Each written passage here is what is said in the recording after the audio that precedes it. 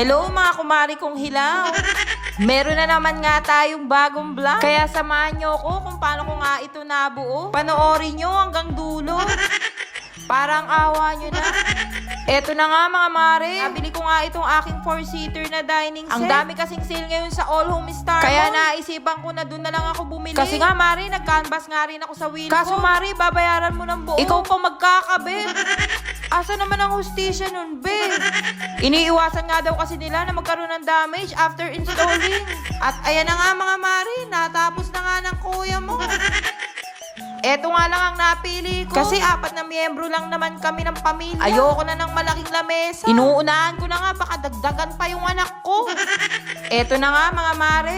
Uumpisahan ko na nga linisin itong lamesa para makapag-umpisa na nga rin akong ikabit yung mga pinamili ko. Nagpunta na naman nga kasi ako ng All Home para nga maumpisahan ko na nga itong aming dining area at magmukha na nga siyang kain. Kala mo meron kaming kantin sa bahay. Laging may kalat. Sabi pa nga ng mister ko, hayaan ko na lang daw yan. Huwag ko na raw lagyan ng design. Kasi minimalist daw yan. Ang sarap guntingin ng tenga. Eto nga yung binili ko mga mare. Table runner nga ang tawag nito. Tapos nakasale rin itong mga bula-bulaklak sa All Home. Bumili na nga rin pala ako na itong placemat na ito. Para habang wala pang tempered glass nga itong aming lamesa. Ay kahit paano hindi magasgasan. Puro burara pa naman yung tao sa bahay. Ako nga pala yung interior designer ng bahay namin. Ayoko nga kasing makialam yung asawa ko. Panay nga kasi ang kontra. Akala mo siya yung nagtatrabaho sa bahay.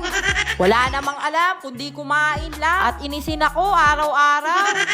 Eto na nga yung base na binili ko mga mare. Style pitchel mga mare. Tapos may nakalagay na simple lang. Syempre, dun tayo sa simple lang. Hindi natin kailangan ng magarbo. Pero syempre, pangarap din natin ito. Na kahit paano, mayroon man lang maging design yung bahay natin. Dati naman kasi kaming walang ganito. Kaya ngayong meron na. Talaga namang hindi ito makakaligtas sa akin. Dati-rati nga kasi nasa isip ko nga lang ito. At ngayon nagagawa ko na. Sino ba namang hindi magiging excited kapag ginawa ito? Lalo na't nasa harapan mo na. Nilalagay ko na nga itong aking cloth na placemat. Ito nga ang napili kong gamitin. Para nga nalalabas. Pakatapos nga niya, inumpisahan ko na nga itong gawin. Hindi ka miyembro ng Homebodies kapag wala kang ganito.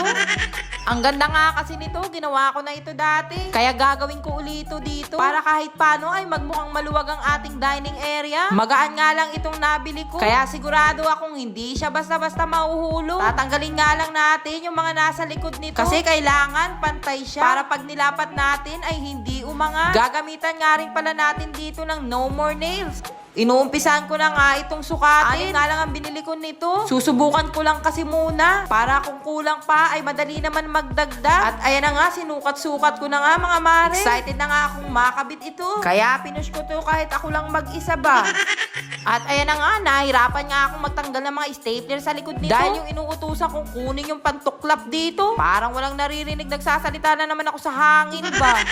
Sa All Home ko na nga itong mga binili dahil gusto ko nakikita ko ng actual. Kapag sa Shopee kasi ay mahihirapan ako. Mahirap magtansya ng suka. Kapag mga ganitong mga bagay ay talaga naman gusto ko yung nakikita ko. Ayan na, init na nga ako dito mga mare. May pa-metro-metro pa ako dyan mare oh. Kala mo talaga totoo ba? O di nyo kaya, may level bar. Pag dinikit nyo nga ito mga mare, huwag yung dadamihan ng no more. Okay na, ituldok-tuldok nyo lang bawat kanto. Kasi nga mga mare, makapit na nga ito. Parang yung asim ng kilikili ng katabi ko. Makapit. Saka mare, huwag kang gagalaw kapag nga dinidikit mo na nga kailangan mong hawakan siya ng 1 minuto hanggang 2 minuto. Para nga dumikit siya at hindi mahulog gaya nito. Bobo yarn. Buti na lamang at hindi nga nabasag ito. Kung hindi, magagastusan na naman ako. At eto na nga't nasa huling part na nga tayo. Ganyan ko nga kinabit yung aking no more nails. Ayan lang ang mga parte na nilalagyan Nadala ko. Na nga kasi ako dahil dati pinuno ko ito. At ayun, napakatagal ng pagkakatayo ko. Aantayin mo nga kasi siya medyo matuyo na bago mo siya bitawan. At ayan na nga't natapos ko na mga mare. Meron pa nga nakadikit na price tag dyan. Kaya naman binlower ko ito. Para mas madali nating tatanggalin. Ayaw pa nga maniwala nung maasim dyan. At eto na nga't malapit na nga akong matapos. Init na nga ako. Gustong gusto ko na maligo.